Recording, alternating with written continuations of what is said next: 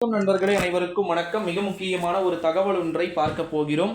வீடியோவை பார்த்தீங்கன்னா முழுமைக்குமே பார்க்குமாறு கேட்டுக்கொள்ளப்படுகிறது.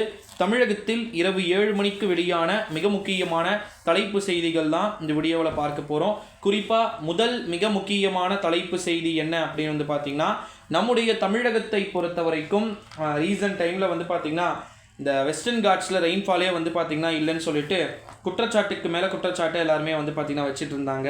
என்ன மழைப்பொழிவே இல்லையா அப்படின்னு சொல்லிட்டு.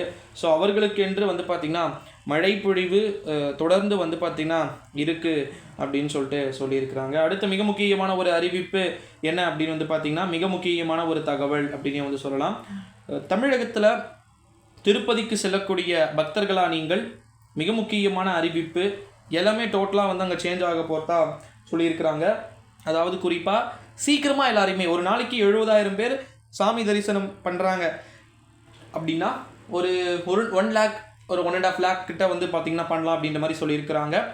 இந்த சாமியுடைய அந்த மூல தர்ஷனம்னு சொல்லுவாங்க, அதை பார்த்திங்கன்னா மூடுவதை கொஞ்சம் குறைத்து பக்தர்களுக்கு அதிகமாக இடம் கொடுக்க வாய்ப்பு இருக்குன்னு தகவல் வெளியாகியிருக்கு. அடுத்து மிக முக்கியமான அறிவிப்பு, பெட்ரோல் டீசலை ஜிஎஸ்டி வரம்புக்குள் கொண்டு வர வேண்டும் என்பதே மத்திய அரசின் நோக்கம் எனவும், என்ன விகிதத்தில் ஜிஎஸ்டி விதிப்பது என்பதை மாநிலங்களே ஒன்று கூடி முடிவு செய்ய வேண்டும் சொல்லிட்டு நம்முடைய மத்திய நிதியமைச்சர் ஃபினான்ஸ் மினிஸ்டர் நிர்மலா சீதாராமன் அறிவிச்சிருக்கிறாங்க. அடுத்த மிக முக்கியமான அறிவிப்பு, நகர்ப்புற உள்ளாட்சி துறைகளில் 3000 பணியிடங்களை நிரப்ப விரைவில் அறிவிப்பு வெளியிடப்படும் அப்படின்னு சொல்லிட்டு தகவல்கள் வெளியாகியிருக்கு.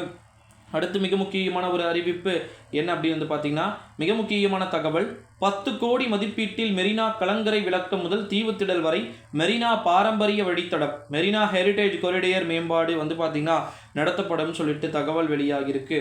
அடுத்து மிக முக்கியமான ஒரு அறிவிப்பு என்ன அப்படின்னு பார்த்தீங்கன்னா, மிக முக்கியமான தகவல் அப்படின்னே சொல்லலாம். கள்ளக்குறிச்சியில் விஷச்சாராயம் அருந்தி உயிரிழந்த குடும்பங்களுக்கு லட்சமாக கட்சிகள் கொடுத்துட்டு இருக்காங்க. குடிச்சிட்டு செத்தவனுக்கு எதுக்கு அப்படின்னு சொல்லிட்டு காசு சில பேர் கேட்குறாங்க. அந்த மரமண்டைகளுக்கெல்லாம் ஒரே பதில், குடித்து விட்டு இறந்தவர்களுக்கு பணம் அல்ல, ஓகேங்களா? அவங்க இறந்துட்டாங்க, அவங்க குடும்பம் நிர்கதியாக இருக்கக்கூடாது அப்படின்ற ஒரு குடும்ப தலைவன் தெரியாமல் இறந்துட்டாங்க அப்படின்னா அதுக்கு கவர்மெண்ட் தான் பார்க்கணும். அப்படியே வேடிக்கை பார்க்கறதா? இது எவ்வளோ ஒரு அராஜகம், ஏன் கொடுக்கணும் அப்படின்னு சொல்லிட்டு. குடும்பமாக சேர்ந்து குடிச்சு இறந்து ஒருத்தர் கொடுக்குனா அது ஓகே, ஒரு டவுட்டுன்னு சொல்லலாம், அது தப்பு, ஓகேங்களா? அடுத்து மிக முக்கியமான அறிவிப்பு, இனிமேல் சென்ட்ரல் கவர்மெண்ட்டில் எந்த ஒரு ஒர்க்காக இருந்தாலும் மார்னிங் 9:50 வர சொல்லியிருக்கிறாங்க, ஓகேங்களா? ஸோ கிட்டத்தட்ட 11 தலைப்பு செய்திகளை இந்த வீடியோவில் பார்த்துருக்குறோம். ஸோ நீங்கள் பண்ண வேண்டியதெல்லாம் என்னென்னா, இந்த வீடியோவை மறக்காமல் பார்த்திங்கன்னா ஷேர் பண்ணுமாறு